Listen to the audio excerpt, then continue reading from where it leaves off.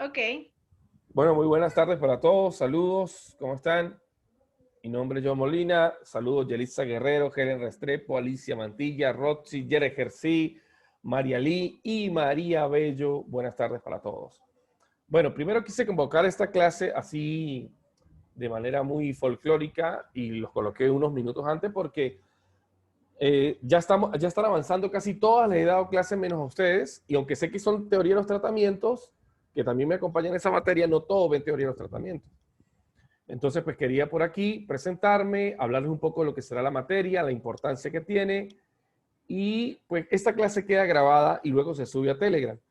Veo con gran preocupación que alumnos, estudiantes universitarios, no sepan utilizar una herramienta tecnológica como Zoom o como Telegram. Ya a estas alturas de la vida ya tenemos que manejar Telegram, Zoom, y preguntándome, profesor, ¿y cómo se descarga? ¿Dónde me meto? O sea, ese no es mi trabajo. No es mi trabajo, ¿ok? Es el trabajo del delegado, Yere Jersey, que está allí. Por cierto, está allí.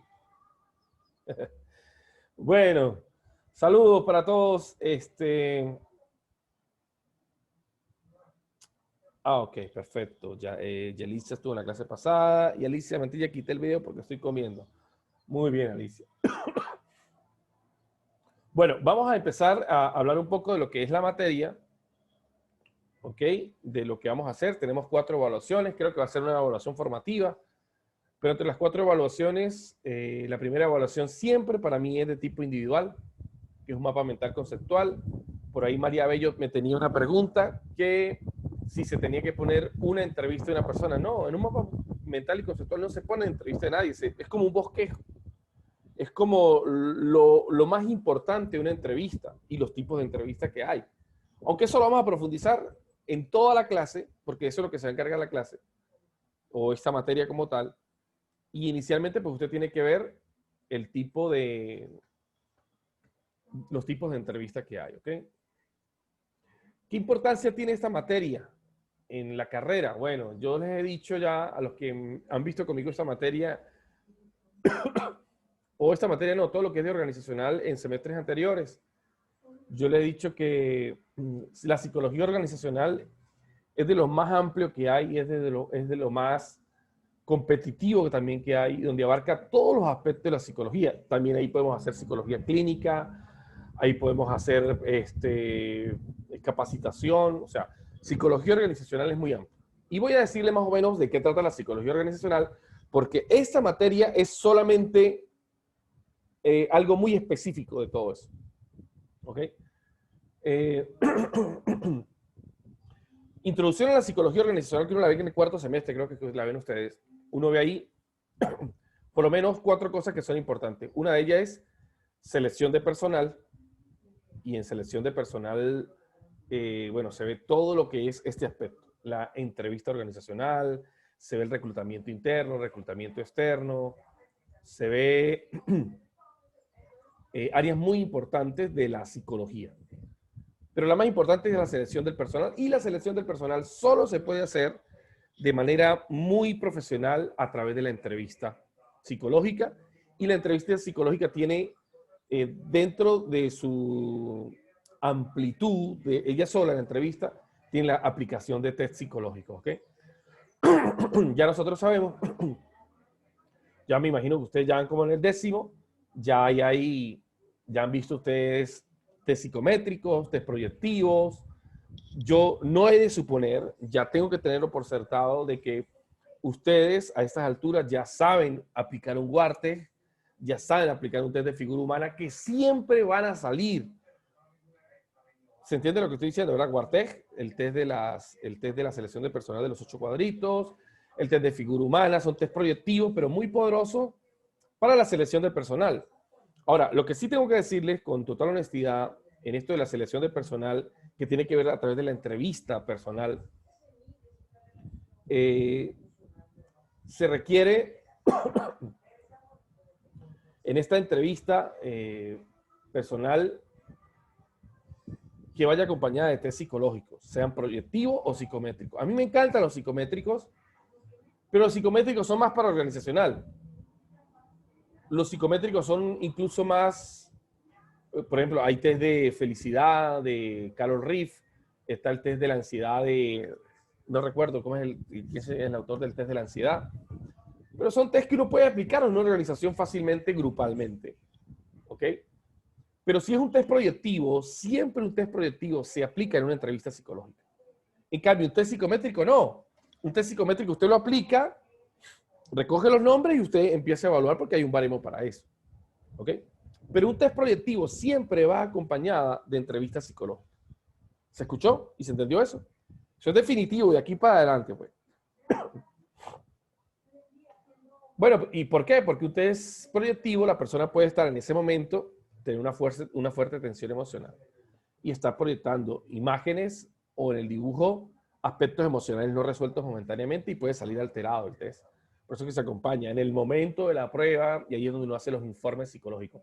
Para el momento de la evaluación se coloca siempre como una salvedad. ¿Ok? A ver qué... ¿Ok? Entonces, en la entrevista organizacional se salta a otra parte que se llama la parte de capacitación.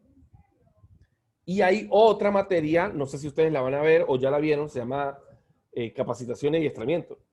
¿Ya la vieron? ¿No la han visto? No. No sé si es electiva, no lo sé. Y hay otra que se llama captación. ¿Esa sí la han visto? Captación. Bueno, no, María Lee, está... Ese creo que es del 11. Ok. En el 11 creo que se ve captación. Bueno, captación. Ya se ve mucho más específicos los tests. Ok, captación del personal. Ok. Aquí, sin embargo, vamos a tener que profundizar lo que es la entrevista, lo que es la selección, pero volviéndoles a hacer un abanico de lo que es la psicología organizacional. Se ve la parte de selección de personal, la parte de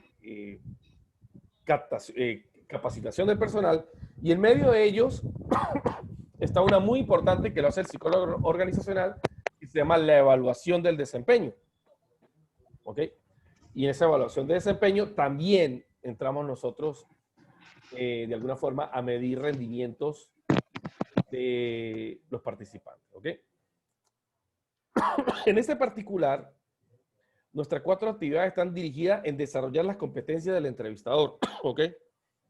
¿Qué son las competencias del entrevistador? Bueno, competencias no solamente cognitivas, de saber qué hacer cuando estoy en una entrevista, no solamente eso, sino también desarrollar competencias muy particulares. Por ejemplo, si sabemos que una entrevista tiene que ser la primera competencia que tiene que tener un entrevistador es la capacidad de observación, debo observar varias cosas que antes con cualquier entrevista no las miraba, como por ejemplo, ¿cuáles? La puntualidad, cómo va vestido, la forma de la respuesta, el lenguaje corporal. ¿Ok? Aprendo a observar preguntas cuando le hago bajo tensión a la persona. Yo creo que tú me estás diciendo mentira. Eso no es así. Se llaman preguntas de tensión. ¿Sí? O entrevistas de tensión, donde yo acorralo al candidato para realmente ver su trabajo bajo nivel de estrés. ¿Ok? Porque si es una persona que va a estar sometida bajo un liderazgo y yo con cualquier pregunta lo derrumbo, pues no me va a servir. Entonces ya desde ahí empieza uno a entender que el entrevistador es un filtro para la empresa. ¿Ok? Bueno, básicamente es lo que vamos a ver en esta materia. ¿Sí? Déjenme borrar aquí esto ya.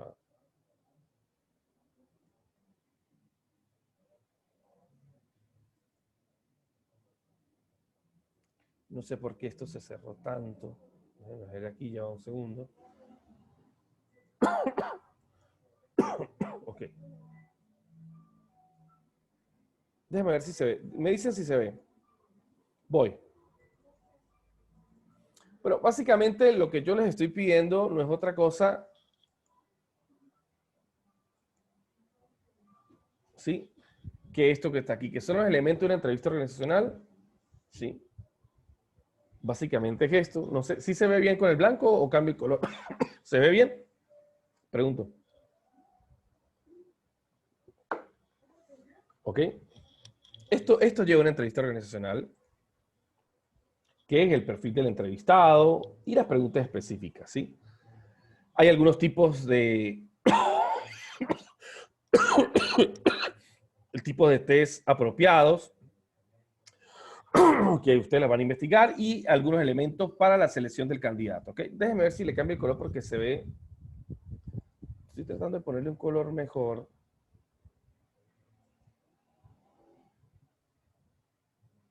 Bueno, este se ve mejor, sí. Me dicen si este color se ve mejor.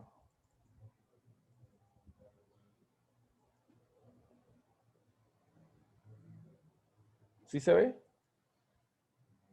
Se ve mejor, ¿verdad? Sí se ve mejor, ¿verdad?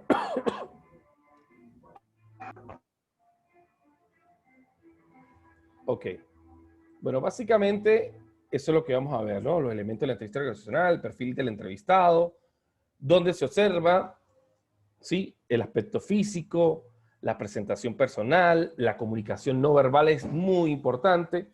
Si nos metemos a estudiar un poco de las leyes de la comunicación, dice que el 53% de la comunicación es no verbal.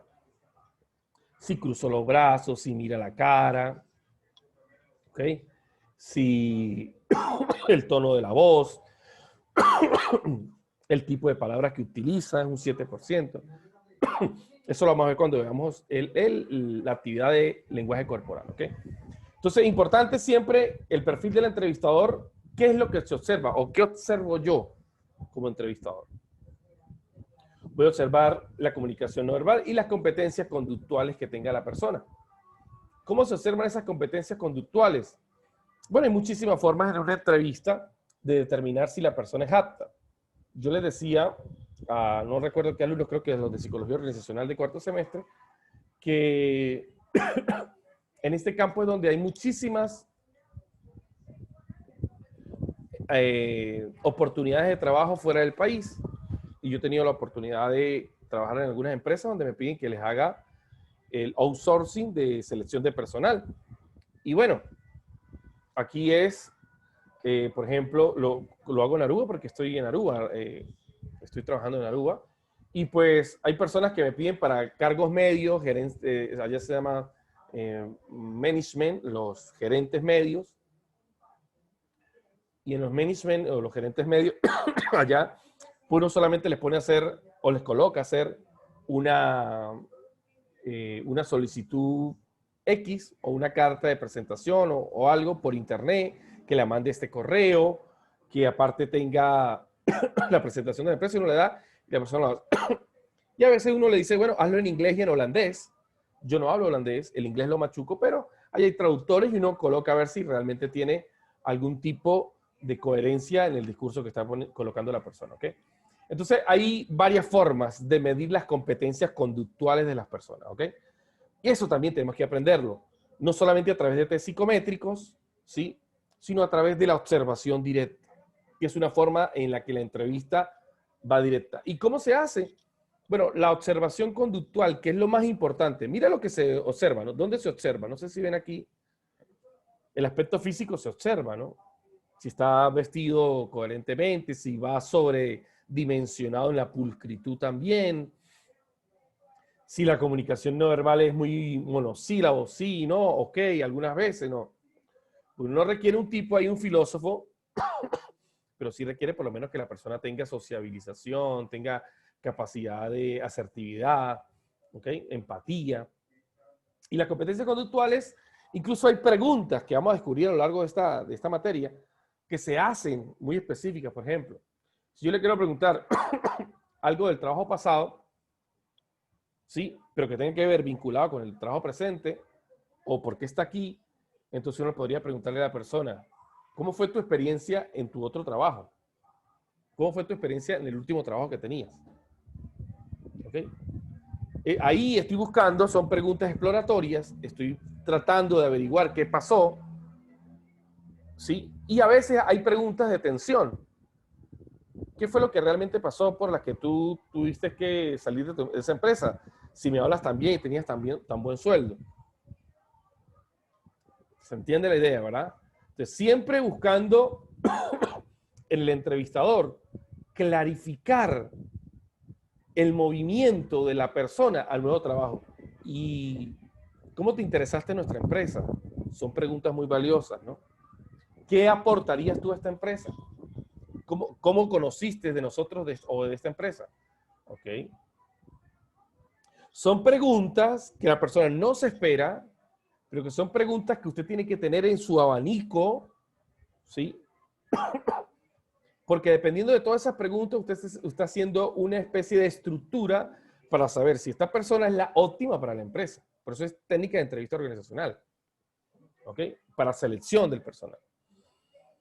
Bueno, esas son las preguntas conductuales, ¿sí? Que preguntan por cómo manejaste un conflicto. ¿Tuviste conflictos en tu antiguo trabajo? Sí. ¿Ok? ¿De qué naturaleza? No, de zona exploratoria. Y ahí sí ven las preguntas más importantes. ¿Cómo solucionaste el conflicto? Oh, no pregunto cómo va a solucionarlo. ¿Cómo solucionaste? Estoy preguntando por qué hiciste. ¿Ok? Entonces, las preguntas conductuales siempre son al pasado y descriptivas. Eso lo va a usted encontrar más adelante. Una especie de resumen, ¿no? Hay tipos de test apropiados, ¿sí? Que son los test psicométricos, ¿sí? Aquí les dejo algunos para que los más usados, ¿no? El Terman y Merrill, el de más. A mí me gusta uno, pero es más que todo lo mando a hacer para las personas en orientación vocacional, que se conoce como el test de 16P. Yo no sé si los alumnos que hicieron conmigo psicología organizacional recuerdan que yo los mandé a hacer. Y el sí, tuviste ese test conmigo, ¿no? El de 16P. Si no, ahorita se los paso, porque es importante. No, profe. ¿No? Pero No, Alicia, organizacional, nosotros lo vimos en 2 semanas, entonces fue muy rápido. ¿conmigo Muy en 2 rápido semanas? lo que hicimos. ¿Conmigo? Sí, porque no teníamos profesor y llegaste de Aruba, y entonces fue algo muy violento, o un mes, algo así. Pues. Bueno, sí, recuerdo. Porque yo he entrado a otros cursos de organizacional, sí, en otros trimestres, pues, contigo. Ok. Ah, verdad. Bueno, de eso se trata. Vamos a hacer el test de 16P, porque el test de 16P, ahorita se los paso al chat de WhatsApp, porque en ese test la gente va verificando si realmente qué tipo de personalidad tiene. Y a mí me parece interesante hacer un test de 16P a la gente que entra a una empresa para que la gente sepa y yo saber más o menos qué tipo de personalidad me espero. ¿Sí? Eso no va a pelar porque hay bastantes aptitudes en ese test, ¿no? Por ahí tuve una alumna que me decía, mi profesor, mi esposo me dijo que cómo es posible que se pueda medir, toda la humanidad se pueda medir en 16 personalidades. ¿Eso es correcto? Pues sí, no se pueden medir todas las personalidades en 16, pero es un esfuerzo por lo menos de tratar de estructurar las personalidades, ¿ok? Test importantísimos y por favor les pido que se pongan a investigar. Yo les traía uno de test de Wharton, no sé si todavía subirlo, ya aunque ya están todas las actividades, y quitarle la exposición y que me hagan el test de Wharton, de verdad no sé, porque a mí me parece el test de Wharton algo muy, muy precioso para esta materia, ¿no? Pero eso lo van a ver en captación. Entonces, para volver a ver en captación, o no sé si la ven conmigo, pero si la ven conmigo en captación, con seguridad, el test de Guardet tenemos que dominarlo al pelo. Y el test de figura humana también, ¿ok? Ya hay muchos profesores que por ahí están dando esos tests, ¿ok? El que quiera hacerlo con ellos, siempre es importante hacerlo porque pues uno no ve, en la carrera no ve test. Ve psicometría y proyectiva y psicometría, pero, o test psicométrico y test proyectivo, pero como tal no ve el aspecto práctico de eso, ¿ok? Bueno. Elementos para la selección del candidato, que era lo que les decía, que me preguntó por ahí María Bello, ¿sí? Los cuales incluyen la planificación de los recursos humanos, estructuración de las preguntas, ¿sí? Aquí es muy importante que entiendan que en psicología organizacional siempre trabajamos de la mano con el jefe de recursos humanos o nosotros podemos ser los jefes de recursos humanos. En mi caso, soy un outsourcing, a mí me contrata el jefe de recursos humanos para que yo le ayuda en las entrevistas, le ayuda en la selección, le ayuda en la aplicación de los tests, ¿sí? Y le ayuda en el informe psicológico. Entonces, se planifica con el jefe de recursos humanos el tipo de actividad que se va a tener, si es grupal, si hay entrevistas grupales. Las entrevistas grupales o el panel de expertos es muy importante, ¿no? Tengo el grupo de personas allí y yo hago preguntas del contenido de lo que se va a seleccionar a las personas. Entonces, el que más responde, el que más demuestre capacidad cognitiva, el que más demuestre liderazgo para imponer su idea, entonces pues ya uno tiene allí mayor abanico de posibilidades para saber seleccionar. Pero eso se planifica con el jefe de recursos humanos. ¿Qué se planifica? Se planifica el tipo de test que vamos a aplicar, el tipo de entrevista que vamos a hacer, qué tipo de perfil académico estamos buscando, qué tipo de perfil profesiográfico, dónde vive la persona. Todo eso es necesario. ¿Okay? Y la estructuración de las preguntas también es importante. Ya cuando se tiene bastante experiencia, pues se llega simplemente y se sienta uno con la persona y pues le pasa como cuando usted domina mucho un arte, que ya no necesita una planificación tan rígida, sino usted llega y dice, hola, ¿cómo está? Y ahí empieza la entrevista y le pregunta por los asuntos que ya vamos a resolver, cuáles son los asuntos principales en una entrevista. ¿Ok? Y ahí está la estructuración de las preguntas. ¿Ok? También es importante descubrir la orientación hacia los objetivos de la empresa, si la persona puede cumplir con esos objetivos de la empresa, si tiene el perfil educativo, si tiene el perfil moral, ¿sí? Si tiene el perfil profesional para cumplir con los objetivos de la empresa. Y ese cotejo que uno hace, finalmente uno no decide, uno lo que hace es pasar siempre un informe, a menos que usted sea jefe de recursos humanos. ¿Okay? Y es muy importante, por lo menos nosotros los psicólogos, yo porque soy, pues en mi antigua profesión soy ingeniero mecánico, hice una maestría en gerencia y un doctorado en ciencias gerenciales. Por eso que tengo también habilidad para esta área, ¿ok? Entonces, el conocimiento del cargo que está ejerciendo la persona, hoy se maneja en las organizaciones. Claro, en Venezuela todavía seguimos con muchos años de atraso, pero organizaciones a nivel de Europa y América Latina pujantes están utilizando algo que se llama, como un modelo gerencial moderno, se llama el modelo gerencial por competencias. Se llama competencias gerenciales. Y esta competencia gerencial, palabras más, palabras menos, una competencia es un comportamiento medible y observable en diferentes etapas de nivel de desempeño. Por ejemplo, el nivel A de una competencia, por ejemplo, asertividad empresarial. Es la capacidad que tiene la persona de hablar de manera correcta, sin herir los sentimientos de nadie y sin herirse él mismo. ¿Sí? Esa sería la competencia, o sea, el comportamiento observable y medible en el nivel más alto. El comportamiento más bajo y medible sería el nivel D, A, B, C, D. El A es el mayor y el D es el menor. Y el D sería una persona que es capaz de expresar sus sentimientos y escuchar a la otra persona. Ya, no es tan detallado, tan específico. Por ejemplo, si yo voy a seleccionar a una persona para que sea el obrero de mantenimiento, en mantenimiento, ¿necesito que la persona sea asertiva y proactiva 100%? Pues no tanto, ¿verdad? No que sea asertiva, que sea proactiva, sí. ¿Necesito que tenga un don de gentes para tratar? No. ¿Que hable 2 idiomas? No. ¿Se entiende? Entonces, dependiendo del cargo que uno va a entrevistar, se ponen los requerimientos que necesita la empresa, que precisa la empresa. Y para eso es preciso saber qué competencias, ojo, ¿no? Antes se decían habilidades gerenciales. Hoy esa palabra está quedando obsoleta. Todavía se sigue diciendo en las organizaciones que tiene habilidades gerenciales, pero ya está muy obsoleta porque ahora habilidades gerenciales está superada por el concepto de competencias gerenciales. Y hay perfil de competencia, competencias específicas, competencias genéricas, evaluación por competencia, gerencia por competencia. Bueno, se lo digo porque esa fue mi tesis doctoral, que es lo que he venido investigando en los últimos 12 años, 10 años de mi vida, ¿no? Todo lo que es la parte organizacional. Entonces, hay que saber el conocimiento del cargo. Y eso empresarialmente usted se va a saber, usted lo va a saber.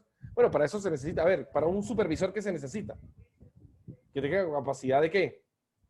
De conectar con la gente, asertividad, que tenga trabajo en equipo, que tenga liderazgo. ¿Sí? Y ahora, ¿cómo sé yo si lo tiene o no lo tiene? En un test psicométrico. Y si no lo tiene, ¿qué hago? Ah, bueno, si no lo tiene y está en la empresa y ya se contrató, es tu deber como psicólogo, claro, pero ya no entra en esta materia. Entra en otro aspecto de esta materia, que es capacitación y adiestramiento personal. Que eso también lo hace el psicólogo. Claro, hoy actualmente lo hacen los coaching empresarial, los hacen estos hombres, los líderes transformadores, ya. ¿Sí? Pero quiero que sepa que eso también lo hacemos nosotros. Bueno, las preguntas siempre van a variar. ¿Sí? Y van a ser preguntas, las más frecuentes siempre son por la historia personal, si es casado, cuánto número de hijos tiene, si es divorciado, dónde estudió, por qué estudió esa carrera, ¿sí? Todo lo que es la parte de la historia personal. O sea que mínimo una entrevista personal para trabajo no debe bajarse de 30 minutos. Mínimo. Máximo puede durar 1 hora y 20, 1 hora 10.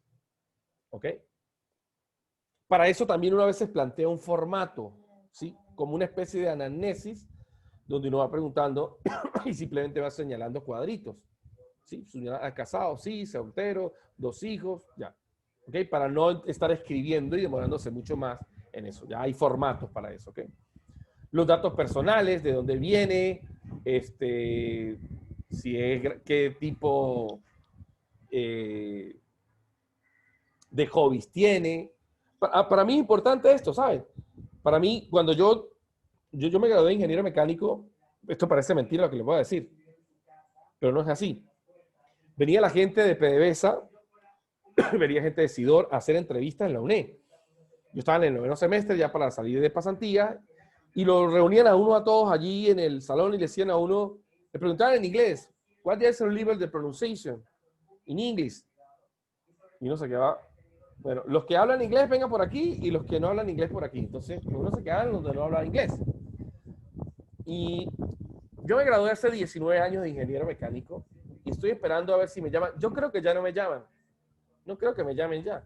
Hace 19 años, ¿no? Pero bueno, quiero entender. Y a esos otros sí los llamaron. A una segunda entrevista, otros sí quedaron. ¿Qué quiero decirle? Que ya de por sí, el que vino a hacer la entrevista hizo una preselección. Ah, tú quieres ir a PDVSA, pero necesitas hablar inglés. ¿Y para qué hablar inglés en PDVSA? Hace 18 años. Bueno, porque los manuales venían en inglés. Los manuales venían en inglés. Y entonces de una vez hacía una preselección y lo sacaban a uno. Ya no, ni lo llamaban a uno en una segunda ni más nada. ¿Ok? Pero recuerdo cuando hice la entrevista que vino la gente de Leche Táchira, que ahí fue donde yo quedé para hacer pasantías.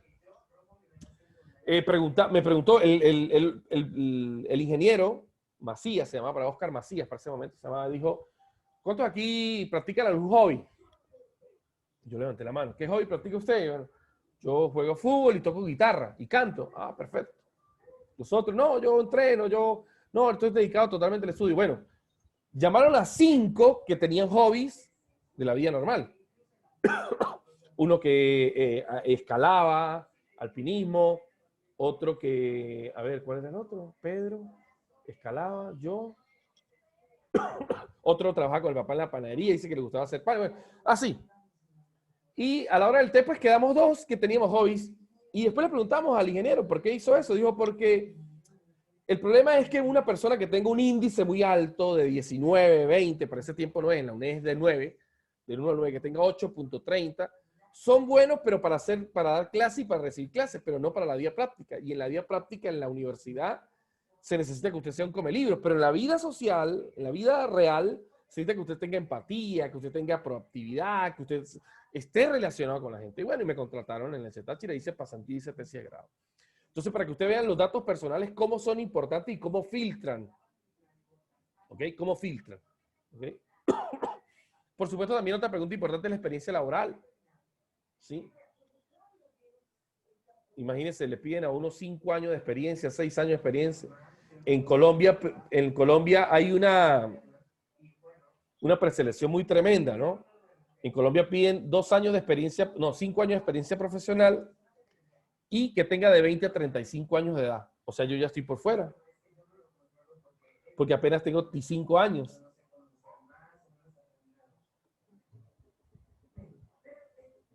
Bueno, era un chiste. Obvio que ustedes no están entendiendo el chiste. Yo sé que no, pero bueno. Bueno, entonces, ¿qué quiero decirles? Que la historia profesional es importante porque cuenta, ¿qué has hecho tú? No, en estos últimos años lo que he hecho es viajar. Si has viajado, este no está actualizado en los últimos lineamientos de la tecnología, no está actualizado con el DSM-5, o sea, hay muchísimas cosas que dice de usted cuando tiene un año desempleado. O cuando usted dice, no, he pasado por 25 trabajos. ¿En cuántos años? En 10 años. Esta persona no tiene estabilidad laboral. ¿Lo ven? O en los datos personales. ¿Dónde vive usted? No, yo vivo en Rubio. Ajá, ¿y cómo va a ser para salir? No, pues me vengo en la buseta, yo tengo un carrito y cuando no haya gas, gasolina, no, pues yo tengo un amigo que me quedó, no sirve para el puesto. No sirve. Ese momento no sirve para el puesto. Es así, pues yo entrevisté a una muchacha en Aruba, por cierto, hace poquitico, me la mandaron, y la muchacha, mire, calificaba con todo, ¿no? Absolutamente todo. Así hablaba los 2 idiomas, empatía, una característica que tenía para la obediencia increíble, para seguir mandatos, o sea, buena para obedecer. Pero entonces cuando yo le pregunto, ¿qué piensa hacer en los próximos años? Me dice, el próximo año pienso irme a estudiar a Holanda, a seguir con mi carrera. Entonces ya estaba casi que a punto de mandarse a hacer el contrato. Y yo le digo, mira, yo le digo a la jefe, a la señora Mónica, le digo, señora Mónica, pero mire, esta muchacha hace un año, ay, no puede ser. Yo digo, sí, me está diciendo que se va dentro de un año. Ay, no sirve, John, qué pena, dile que no, dile que no. Digo, no, yo digo que la llamamos. Porque tampoco se dice a una persona que sí o que no. Se dice a la persona, escuche, por cualquier otra cosa, nosotros lo llamamos. Como me dijeron a mí en PDVSA. Y no sé si fue que perdieron mi número, no sé qué habrá pasado. ¿Ok?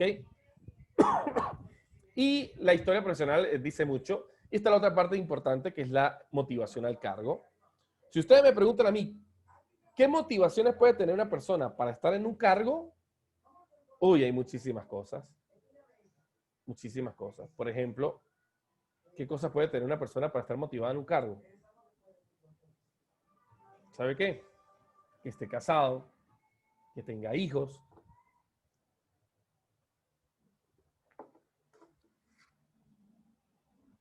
El sueldo. ¿Por qué es más importante contratar a una persona? A ver, pregunto, ¿no? Solamente para ver un poco de... Para medir un poco la inteligencia lógica que tenemos, ¿no? Porque es como mayor nivel de seguridad contratar a una persona casada que una no casada. ¿Por qué? Tiene más responsabilidades.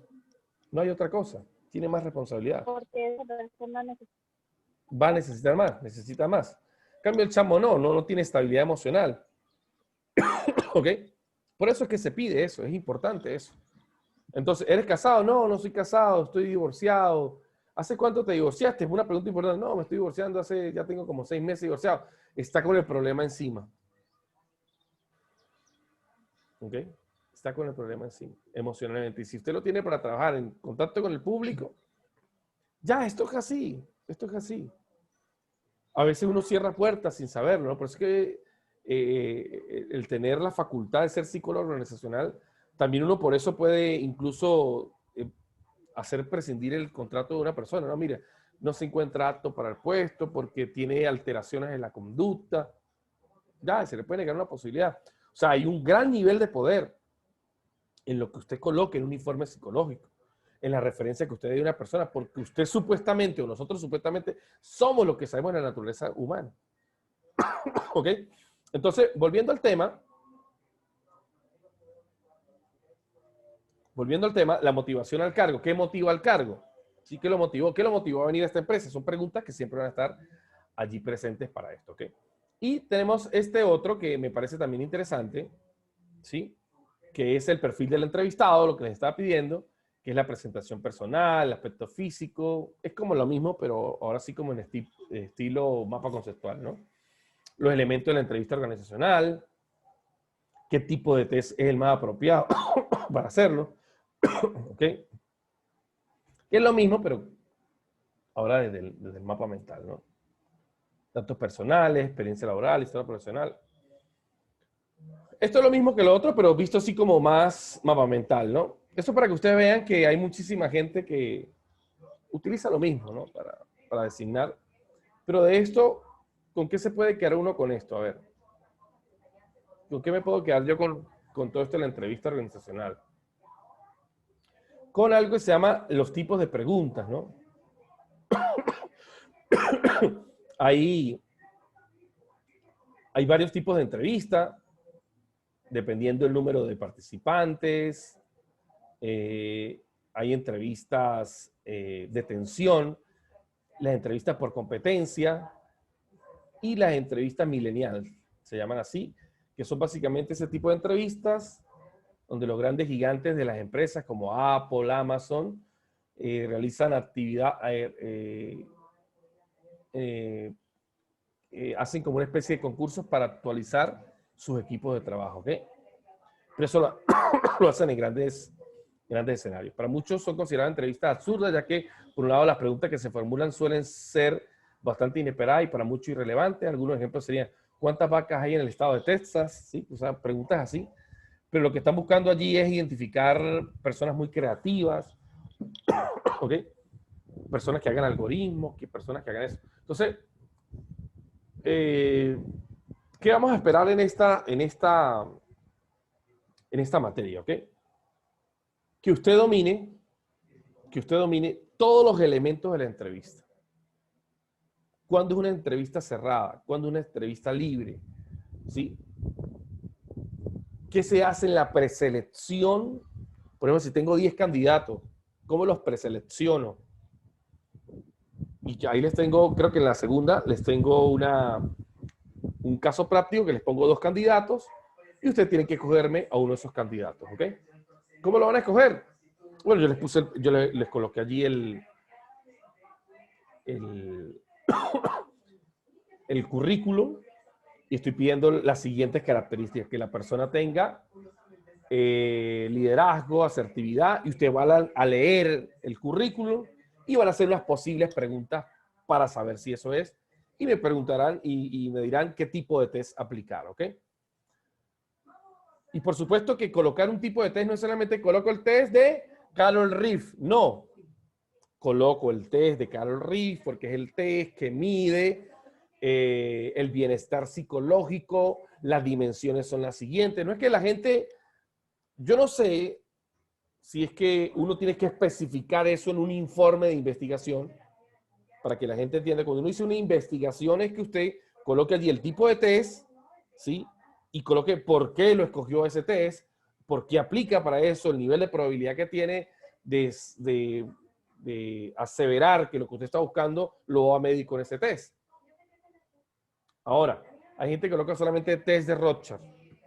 Primero que el test de Rorschach, quiero decírselo desde ya, no es un test para medir o para seleccionar personal. ¿Para qué es el test de Rorschach? A ver.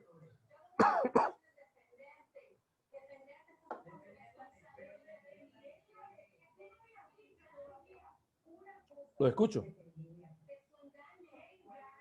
Bueno, un test que mide inclinaciones psicóticas, ¿ok?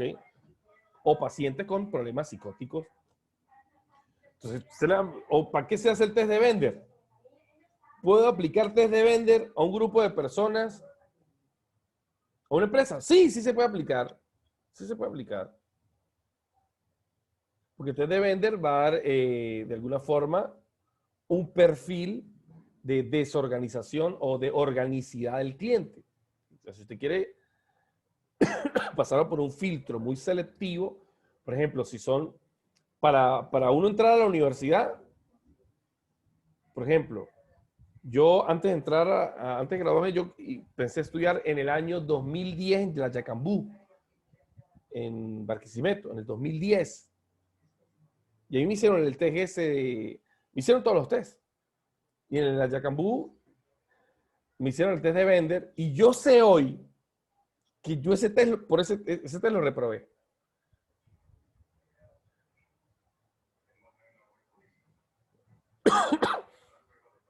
Porque yo recuerdo que ese test yo lo hice y por cada cosita que me ponían allí en la... yo pedía una hoja de más. O sea, yo venía aumentando progresivamente el tamaño de las figuras. Y eso es un baremo en el test de Bender. Que si usted tiene mucha pereza, puede buscarlo y decir, el profesor tiene problemas de esto. O para ese momento tenía problemas de eso. O no sé si ya lo he superado. Pero eso es lo que quiero decirle. Yo sé que no probé ese test. ¿Ok? Ahora, hay gente que sabe los tests, porque están en internet, está el test de Guarté, el test de Bender, el test de figura humana. Pero para eso, incluso la gente puede hacer el mejor test de Guarté del mundo. Y el test de Bender sabe hacerlo de memoria. Pero lo que sí no va a pasar desapercibido en la entrevista psicológica. Ahí usted va a medir la corporalidad del paciente. ¿Sí? El tipo de palabras que tenga. Mire, cuando usted empieza en las entrevistas psicológicas o clínicas, usted se va a dar cuenta de algo, ¿no? A veces uno entrevistando a las personas como pacientes, ¿no? No como candidatos para selección, como pacientes. También están las entrevistas clínicas, ¿no? Que también tiene una serie de protocolos. Pero hay un momento donde las personas no te dejan hablar. Y hablan y hablan y son ellos. Entonces yo solamente lo escucho media hora y yo de repente hago así descaradamente. Dame un segundo. Le digo, tengo 40 minutos escuchándote hablar y sé de todo mundo. Sé de tu tío, de tu papá, de tu hermano. Sé de todo mundo menos de ti. ¿Qué te parece? Y si usted no me ha preguntado nada de mí, doctor, yo digo, ya va. Yo le vuelvo a repreguntar. ¿Qué dice de ti? Que tenemos 40 minutos hablando de los problemas de todo el mundo y todo lo que el mundo hace menos lo tuyo. Entonces la gente siempre, cuando uno sabe observar, sabe hacer las preguntas. ¿Sí? Sabe hacer las preguntas. Y a veces hay que pedir permiso en test de entrevista organizacional para decirle, mira, disculpa, pero es interesante para nosotros saber el concepto de familia. Veo que tienes 2 divorcios. O veo que nunca te has casado. Porque ¿qué dice eso? A ver.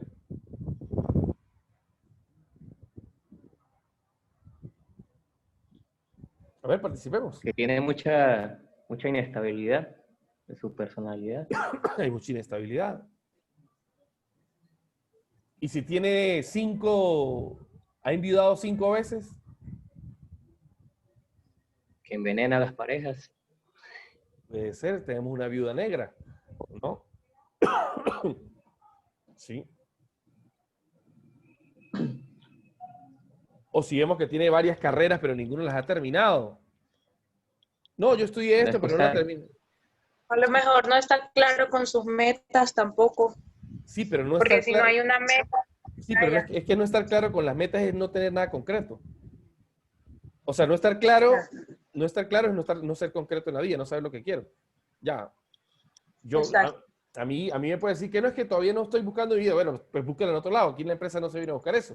Pues si te contrato y después 3 meses me dice que no era lo tuyo, entonces perdimos el tiempo, perdimos la entrevista, perdimos horas, hombre, investigando, las horas que pasó no nos sirve. Entonces, esas son las cosas que hay que ver. Que ojo, el test de Guarté puede hacerlo bien, el test de Bender puede hacerlo bien, el test de figura humana puede hacerlo bien. Pero que en la historia personal o en la historia profesional, usted lo va a definir. O en el lenguaje corporal. El lenguaje corporal. Puede que tenga dificultad para el cierre. Vuelve a repetir que se te fue al final la voz. Puede que tenga dificultad para los cierres. Sí, por supuesto. Bueno, y si tiene dificultad para los cierres, ¿qué significa eso? A ver, psicoanalíticamente. Metámonos en profundidad. Vamos a irnos a psicoanálisis, pues. Quizás tiene que resolver algo con sus padres o con la mamá, que es el lado que se está viendo afectado según las parejas. Es la segunda relación que tiene. ¿Estás hablando de una mujer o de un hombre? Bueno, según el psicólogo, psicoanálisis pudiéramos decir que tiene una fijación en la tapa anal. Ay, Dios mío, santo. No, excelente, te entiendo, claro que sí, te entiendo.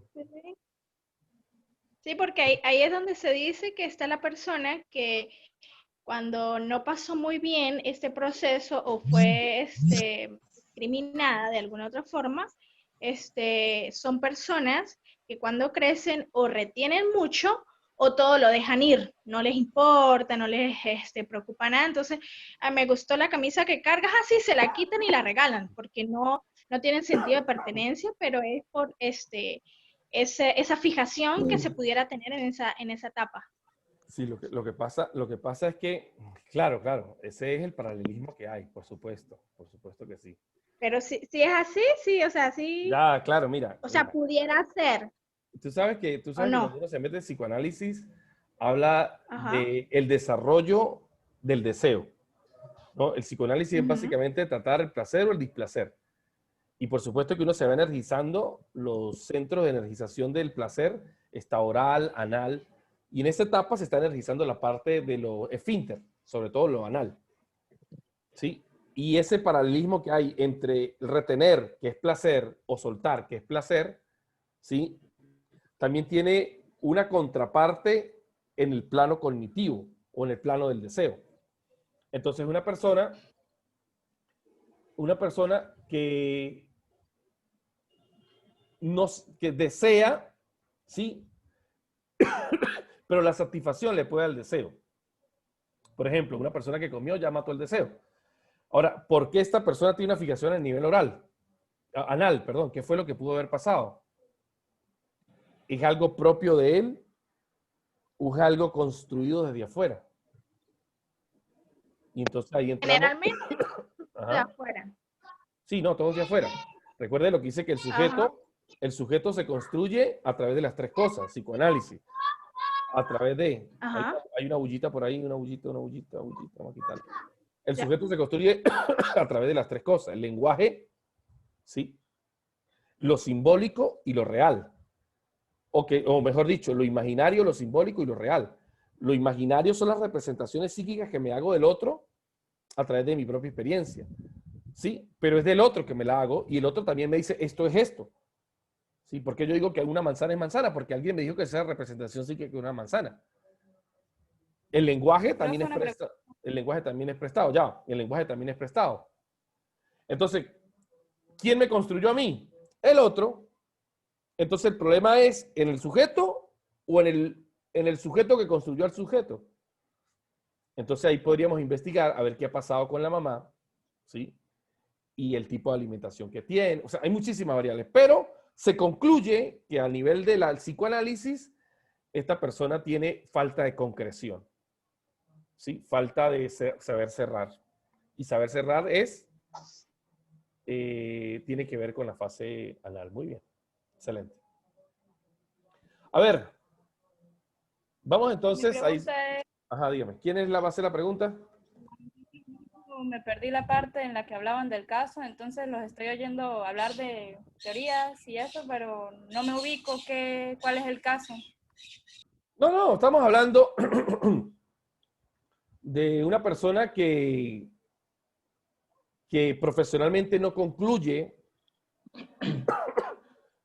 sus experiencias profesionales, ha estudiado en varias universidades, se cambia rápidamente de trabajo. Entonces, ya, ¿necesito hacer un estudio psicoanalítico de esa persona? No, ya sé que tiene una estructura de personalidad donde hay situaciones sin complementar en su vida. ¿Sirve para mi empresa? No sirve para mi empresa. Ahora, no voy a encontrar a alguien perfecto, eso sí es seguro, ¿sí? Pero por lo menos busco algo que se parezca más al ideal de lo que está buscando la empresa. Entonces, pues no era un ejemplo para resolver, era un ejemplo más bien como para hablar un poco, ¿ok? ¿Alguna otra pregunta? Entendí, gracias. ¿Alguna otra pregunta, Reina? Reina, tú eres la misma Reina Hernández que ve conmigo en Neurooratoria. Sí. Hola. Hola, Reina, ¿cómo estás? Reina Praxedes Hernández. Sí, ¿verdad? Ya me sé tu nombre. Sí, claro que sí. Ok, bueno. Preguntas, por favor. Vamos a abrir preguntas hasta aquí. Como una Profe, ya va, como un primer resumen de lo que va a ser nuestra materia. Vamos a ir profundizando como para ir viendo qué se está haciendo en la clase, qué se va a hacer. Este siempre es introductorio. ¿Ok? Es introductorio. Ajá. ¿Preguntas? sí, me explicas, porfa, la parte en la que hablabas de 3 fases imaginarios, pero no entendí muy bien las otras. Bueno, Sí, esa pregunta es importante. bueno, es que eso es psicoanálisis. Estamos hablando de la construcción del sujeto. Estamos hablando de algo que se llama el nudo Borromeo. El nudo Borromeo, según el psicoanálisis, se construye el sujeto. La construcción del sujeto viene a través de 3 cosas. Del lenguaje, que no es mío. El lenguaje viene de afuera, del gran otro. Lo imaginario, que viene en el estadio del espejo, que es cuando el niño se mira en el espejo y la mamá le dice, ese eres tú. Y él se hace una representación interna de lo que es él. Por primera vez ve la completud de todos sus estados. Pero eso no ocurre sino como hasta los 3 años.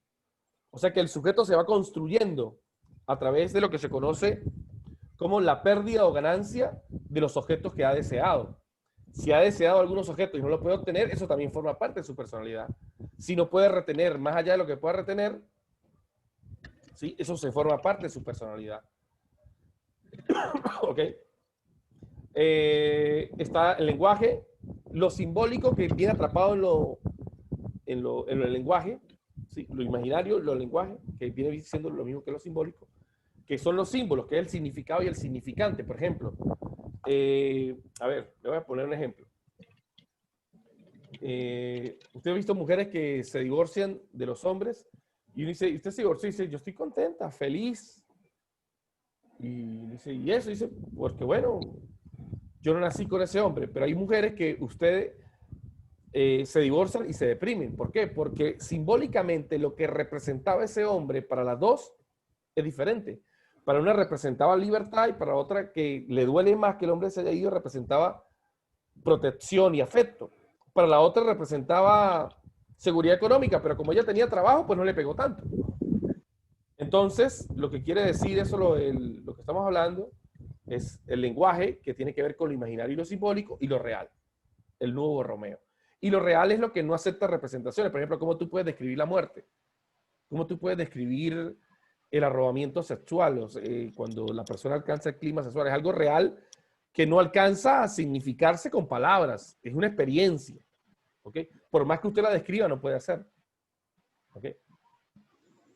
Y eso es lo que da la construcción al sujeto. Ok, profe. Pero ya eso es otra materia. Eso es Ah, pensé que había terminado. Eso es otra materia. ¿Okay? Pero sí, es importante saberlo. Por supuesto que es importante saberlo, porque como dijo María Lee, pues yo tengo aquí una persona con problemas de fijación, pero yo no lo voy a decir en plena entrevista organizacional. Señor, usted tiene problemas de fijación, ¿no? Usted su esfínter, analmente usted tiene una fijación anal, ¿no? De a ver si se revisa. Por decir, ya va, o sea, ¿en dónde estoy yo aquí metido? ¿Esto es una empresa de qué? Ya, uno puede tener la idea, ¿no? Tampoco es que eso sea con seguridad eso, ¿no? Tal vez puede ser más adelante una etapa donde la persona no tuvo concreción y que tiene que ver con papá. Papá es la fuerza de la concreción. En otras teorías científicas, ¿no? ¿Okay? Bueno, pregunta por favor de la materia. Profe, yo tengo una pregunta referente a la primera actividad. Usted nos dice que realizar un mapa mental y conceptual sobre los constitutivos de elementos principales. Revisando la información, dice que el trabajo debe tener una introducción de una página, un desarrollo de 3 páginas y una conclusión de una página. En el desarrollo, lo que vamos a introducir es el mismo mapa conceptual y mental que esté desarrollado en 3 páginas. Acabas de ver el que hice, el que mostré. Sí, señor. Bueno, así, pero es conceptual. Exacto. ¿Entiendes? Si tú vas a poner tipos de entrevista, como es conceptual, me vas a poner el conceptico de cada tipo de entrevista y una fotico. Y eso, solamente eso, que son 6 tipos de entrevistas, ya lleva media página. Si va a ser el perfil, los datos del perfil, los datos profesionales, pues ya va a ser un poquito más grande y pues una hoja no va a caber todo eso ahí apurruñado. máximo 3. Pero con que tenga todos los elementos que les he mostrado en la clase, pues vamos bien. Ok, listo. Gracias. Profe, Dígame. ¿me escuchan? Sí. Roxy Sanguino, sí. Sí, creo que fue María que antes de que usted comenzara a grabar hizo la pregunta de que usted pide como un ejemplo pues de un modelo de entrevista, pero no es como tal un caso, sino es como el bosquejo de la entrevista, ¿sí? Datos personales. Sí, Roxy Sanguino. Voy a hacer como el bosquejo de la entrevista. Tú mismo lo escribiste, aquí te estoy viendo aquí. Sí, es como un bosquejo, Sí, Roxy. pero es que creo que usted no estaba grabando todavía. No, lo estaba grabando. Esa pregunta que le respondemos a María Bello, que tú contestas aquí en el chat. Sí, no es que usted van a sacar una entrevista, ¿no? Es que en la entrevista de la persona va a sacar usted, a ver, en los tipos de preguntas, si una pregunta cerrada, el perfil de la persona. O sea, lo mismo que estoy diciendo, todos los elementos, pero de manera en bosquejo. Exacto. En bosquejo. Ok, gracias. Okay. Profesor, Bueno, tengo una pregunta. esta actividad es muy sencilla, señores. El mapa mental y mapa conceptual, yo creo que a nadie se le queda un mapa mental y un mapa conceptual. A nadie, creo yo. Y es la única que es individual. ¿Ok? Así que espero no tener, como he visto en otras materias, que es el mismo mapa mental, solo le cambian el color y la posición. Porque si no, lo mando a hacer individual. O lo corrijo las dos que ve iguales, los corrijo y los divido entre dos. Sí, hay creatividad. ¿Ok? Dale, ¿quién más va a preguntar? Profe, mi pregunta es acerca de selección de personas con discapacidades. ¿Cómo es eso? ¿Cómo funciona? Mira, en Venezuela hay una ley que dice que el 5% de esas personas hay que contratar, hay que tener un 5% en las organizaciones. Eso entró con la nueva ley vigente socialista que tenemos en el país. Y la selección del personal depende también, ¿no?